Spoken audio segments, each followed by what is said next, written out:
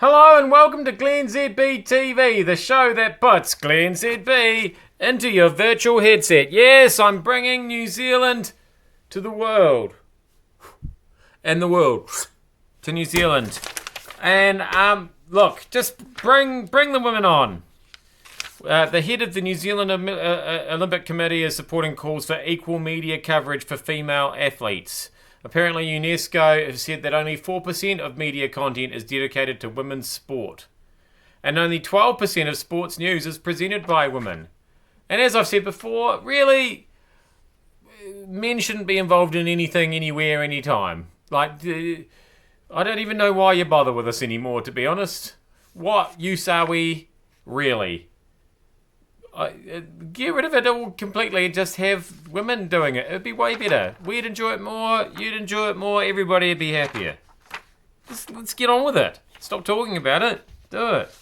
Actually, speaking of women, men, stop talking about women. And, in fact, stop talking altogether. Especially men in Parliament.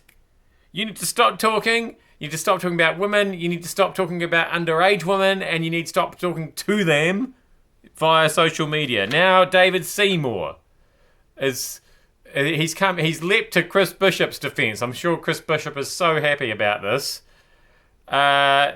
because of Chris Bishop talking to minors on the old Snapchat. Apparently, Seymour is also a frequent Snapchat user and says that if they're old enough to make an intelligent and polite inquiry about politics and the future of our country, they deserve a dignified response. Not the actual proper response, which is block, block, block. He says, if it were a female MP, she'd be praised for engaging with the young. See, this is just mansplaining of the highest order, and you should shut up, David. And, yeah. Why isn't he as afraid of women as I am? I don't understand what's happened there. Maybe he's just never met a woman before. Is that what's happened? Don't know. Now, this is a story that I don't think's been getting a lot of press, but probably needs to. A toilet block at the Bendigo Freedom Camping site in central Otago. I'm not familiar with it, but apparently it's been closed for a while, but it's now been reopened after tests have revealed that the cause of the E. coli contamination in Lake Dunstan is not humans, it's ducks. Now, unfortunately, the contamination is still there, up and down. So, the weird thing that I'm keen to know is, how did the ducks figure out how to learn to use the toilet block? That seems like unusual behaviour for ducks.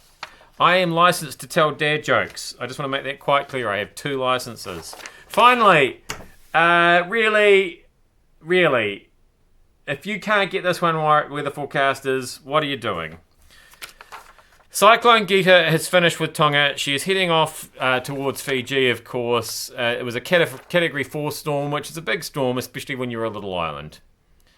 But in saying that, wasn't quite as the end of the world as some forecasters were saying.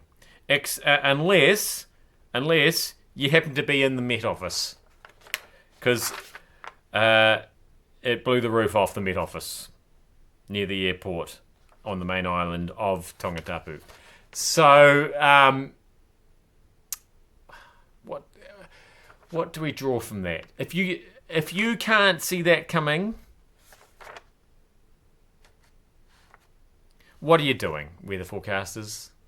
You're living a lie, really, aren't you? This is an Emperor's New Clothes situation, and I am here to say, hey, you are starkers, weather forecasters.